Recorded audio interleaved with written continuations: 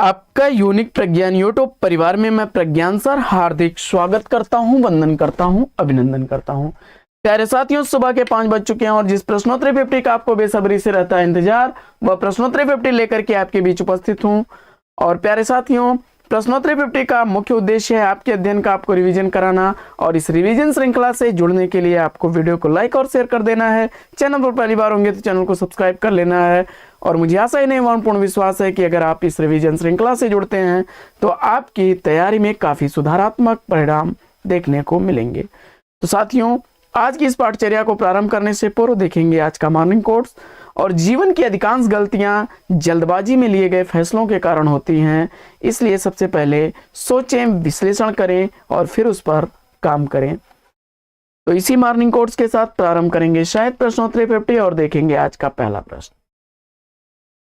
धूप छाई रंग किसका उपन्यास है? इसका आपको जवाब बताना है। इस प्रश्न का जवाब हो जाएगा गिरीश अस्थाना द्वारा लिखा गया 1970 ईस्वी का प्रकाशित उपन्यास है। अगला प्रश्न है कि सिंहासन खाली है, इस कृति का प्रकाशन वर्ष क्या है? सुशील कुमार सिंह द्वारा लिखी गई यह रचना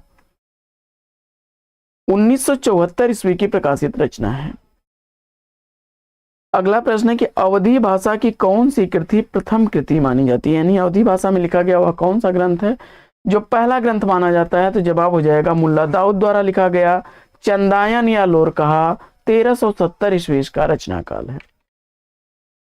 स्नेह रासक यानी संदेश रासक के रचनाकार कौन है? तो संदेश रासक अब्दुल रहमान की रचना है।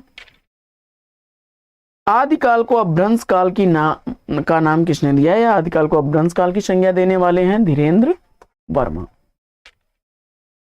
चितवन की छांव हल्दी धूप निबंध के निबंधकार कौन है? तो चितवन की छांव हल्दी धूप निबंध विद्यानिवास मिश्र द्वारा लिखा गया है। चितवन की छांव 1953 ईस्वी का, हल्दी धूप 1955 ईस्वी की प्रकाशित रचना है।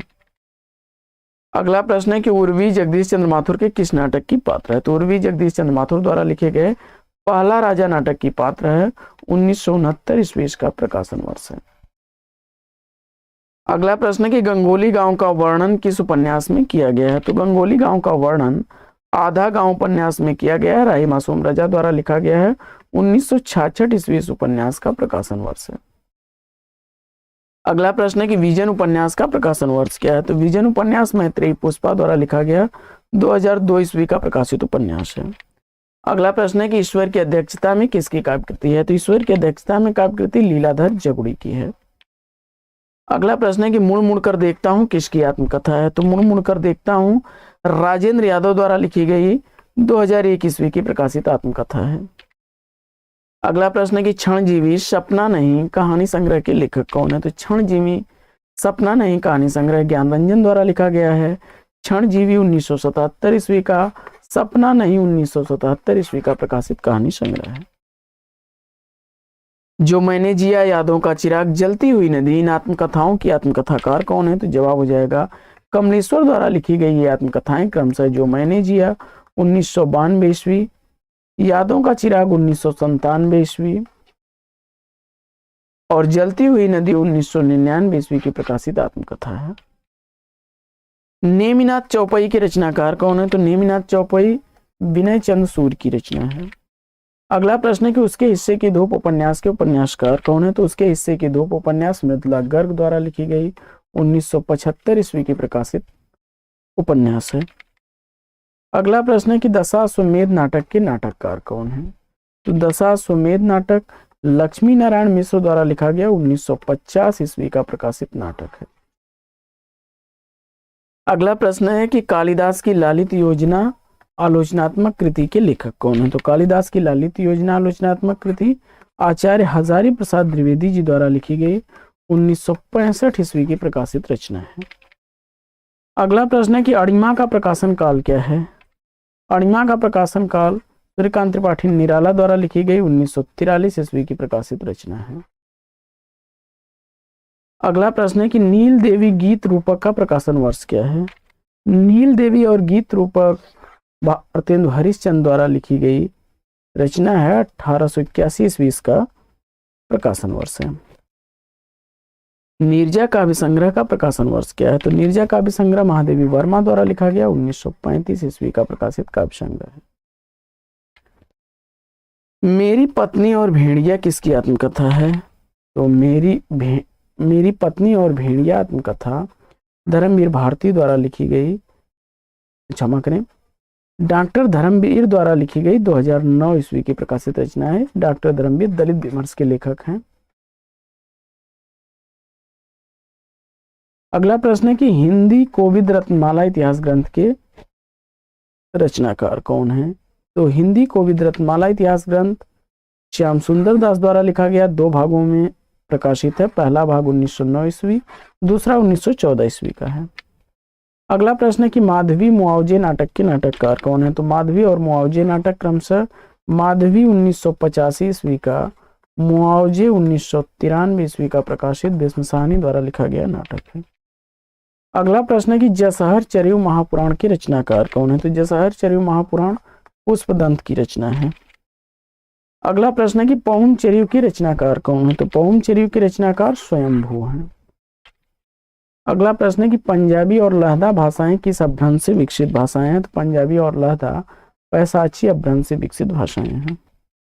हंस जवाहिर किसकी कृति है? तो हंस जवाहिर कृति का रचनाकार कासिम शाह हैं। 1731 ईस्वी इस कृति का प्रकाशन वर्ष है। अगला प्रश्न है कि कुछ शब्द कुछ रेखाएं रेखा चित्र के रचनाकार कौन है? तो कुछ शब्द कुछ रेखाएं रेखा चित्र विष्णु प्रभाकर द्वारा लिखा गया 1965 ईस्वी का प्रकाशित रेखा चित्र। अगला प्रश्न है कि संघ की राजभाषा हिंदी लिपि देवनागरी होगी, किस अनुच्छेद में वर्णित है? जवाब हो जाएगा अनुच्छेद 343। अगला प्रश्न है कि रीतांबरा के रचनाकार कौन है? तो रीतांबरा कृति केदारनाथ मिश्र द्वारा लिखी गई 1957 ईस्वी की प्रकाशित रचना है। अगला प्रश्न है कि कल्पलता निबंध के निबंधकार कौन है? तो कल्पलता निबंध हजारी प्रसाद द्विवेदी जी द्वारा लिखा गया 1950 ईस्वी का प्रकाशित निबंध है। अगला प्रश्न है कि सतरंगी काव्य संग्रह काव्य ग्रंथ के रचनाकार कौन है? सतरंगिनी काव्य ग्रंथ हरिवंश राय बच्चन द्वारा लिखा गया 1945 ईस्वी का प्रकाशित काव्य ग्रंथ है। डांगी किस भाषा की उपबोली है? तो जवाब हो जाएगा ब्रज भाषा की। बंगाल में सूफियों द्वारा प्रचारित अवधी भाषा का नाम क्या है? तो जवाब हो जाएगा गोहारी या गोयाटी। अगला प्रश्न है कि 7 नदियां एक समुद्र उपन्यास की लेखिका कौन है? तो जवाब हो जाएगा नासिरा शर्मा द्वारा लिखा गया 1984 ईस्वी का प्रकाशित उपन्यास है। हरिजन गाथा किसकी रचना है? तो हरिजन गाथा नागार्जुन की रचना है। प्राकृत का पाणिनि किसे कहा जाता है? तो प्राकृत के पाणिनि कहे जाते हैं हेमचंद्र। सूरदास को अष्टछाप का जहाज किसने कहा है? तो जवाब हो जाएगा गोस्वामी विठलनाथ ने। वात्सल्य को 10वां रस किसने स्वीकार किया? तो जवाब हो जाएगा आचार्य विश्वनाथ ने। नया साहित्य नए प्रश्नालोचना ग्रंथ के लेखक कौन है? जवाब हो जाएगा नंदुलारे वाजपेयी। हिंदी साहित्य सम्मेलन के प्रथम सभापति कौन थे? तो जवाब हो जाएगा मदन मोहन मालवीय 1910 ईस्वी में। चक्रव्यूह कृति किस विधा की रचना है? तो चक्रव्यूह श्रवण कुमार गोस्वामी द्वारा लिखा गया उपन्यास है 1980 ईस्वी इसका प्रकाशन वर्ष है। ब्रज भाषा का साहित्य प्राचीनतम उपलब्ध ग्रंथ कौन सा है? तो ब्रज भाषा में सुधीर अग्रवाल द्वारा लिखा गया प्रद्युमन चरित उपलब्ध है। योद्धा सन्यासी किसके जीवन से संबंधित जीवनी है? तो योद्धा सन्यासी हंसराज रावबर द्वारा लिखी गई विवेकानंद की जीवनी है 1969 ईस्वी इसका प्रकाशन वर्ष है। श्रेष्ठ कविता प्रबल मनोवेगों का सहज उच्छलन है, किंतु इसके पीछे कवि की विचारशीलता और गहन चिंतन होना चाहिए। यह विचार किस पाश्चात्य चिंतक का है? तो जवाब हो जाएगा वर्ड्सवर्थ का। टुकड़े टुकड़े दास्तान आत्मकथा का प्रकाशन काल क्या है? टुकड़े टुकड़े दास्तान आत्मकथा अमृतलाल नागर द्वारा लिखी गई 1986 ईस्वी की प्रकाशित आत्मकथा है। अगला प्रश्न है कि मयंक मंजरी प्रणयनी नाटकों के लेखक कौन है? तो मयंक मंजरी प्रणयनी नाटक किशोरीलाल गोस्वामी द्वारा लिखा गया नाटक है। मयंक मंजरी 1891 ईस्वी, प्रणयनी 1890 ईस्वी का प्रकाशित नाटक है। रस सिद्धांत आलोचना ग्रंथ के लेखक कौन है? तो रस सिद्धांत आलोचना ग्रंथ 1964 ईस्वी में नगेंद्र द्वारा और नंदुलारे वाजपेयी का 1977 ईस्वी में प्रकाशित हुआ था। रस सिद्धांत आलोचना ग्रंथ दोनों जो जी ने लिखा है, डॉक्टर नगेंद्र जी ने भी और नंदुलारे वाजपेयी जी ने भी। दक्षिणी हिंदी साहित्य का आलोचना ग्रंथ के लेखक कौन है? तो दक्षिणी हिंदी साहित्य का आलोचना ग्रंथ श्री राम शर्मा द्वारा लिखा गया 1970 ईस्वी का प्रकाशित ग्रंथ है। आदर्श दंपति उपन्यास के उपन्यासकार कौन है? तो आदर्श दंपति उपन्यास लज्जाराम मेहता द्वारा लिखा गया 1904 ईस्वी का प्रकाशित उपन्यास है। साथियों, आज की प्रश्नोत्तरी 50 लेंगे यहीं पर विराम। वीडियो अगर अच्छा लगा हो तो लाइक और शेयर कर दीजिए। चैनल पर पहली बार आए तो चैनल को सब्सक्राइब कर लीजिए। तो फिर मिलते हैं आपसे अगले वीडियो में एक नए प्रश्न, एक नए टॉपिक, एक नए अंदाज में। तब तक के लिए लेंगे आपसे विदा। आपका जीवन मंगलमय हो। बेस्ट विशेष बेस्ट ऑफ लक। जय हिंद साथियों।